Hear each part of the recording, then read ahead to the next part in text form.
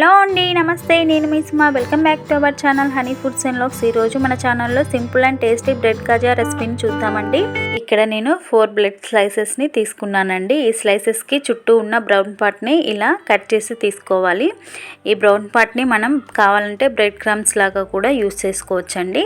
ఇప్పుడు ఈ బ్రెడ్ స్లైసెస్ని మనకి నచ్చిన షేప్లో ఇలా కట్ చేసుకోవచ్చండి. నేను ఇక్కడ ట్రయాంగిల్ షేప్లో కట్ చేస్తున్నాను. మీరు కావాలంటే స్క్వేర్ షేప్లో అయినా కట్ చేసుకోవచ్చు.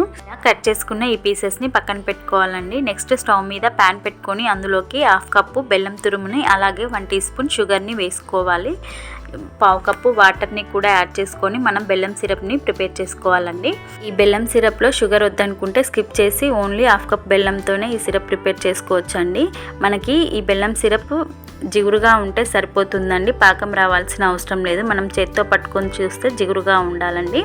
నెక్స్ట్ ఇందులోకి 1/2 టీ స్పూన్ ఇలాచీ పౌడర్ని యాడ్ చేసుకొని అంతా కలిసేలా మిక్స్ చేసుకొని ఫ్లేమ్ని ఆపి మూతను పెట్టి పక్కన పెట్టుకోవాలండి. ఇప్పుడు సిరప్ నెక్స్ట్ డీప్ ఫ్రైకి ఆయిల్ పెట్టుకొని ఆయిల్ హీట్ అయిన తర్వాత ముందుగా కట్ చేసి పెట్టుకున్న బ్రెడ్ స్లైసెస్ అన్నీ కూడా ఒక్కొక్కటిగా వేసుకొని అన్నీ ఈవెన్గా కాలేలా 2 సైడ్స్ ఇలా తిప్పుకుంటూ కాల్చుకోవాలండి. మంచి గోల్డెన్ బ్రౌన్ కలర్ వచ్చేలా కాల్చుకోవాలండి. ఈ బ్రెడ్ పీసెస్ అన్నీ కూడా ఇలా కాల్చుకున్న ఈ పీసెస్ని ఇలా వేడివేడిగా ఉన్నప్పుడే మనం సిరప్లో వేసుకొని 30 సెకండ్స్ పాటు ఉంచుకుంటే సిరప్ అనేది బాగా అబ్జర్వ్ చేసుకుంటుందండి.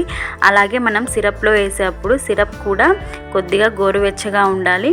బ్రెడ్ స్లైసెస్ వేడివేడిగా ఉండాలండి. అప్పుడే సిరప్ అనేది బాగా అబ్జర్వ్ చేసుకుంటుంది. ఇక్కడ నేను తీసుకున్న 4 బ్రెడ్ స్లైసెస్కి 1/2 కప్పు బెల్లం తురుము అయితే కరెక్ట్గా సిరప్ సరిపోతుందండి.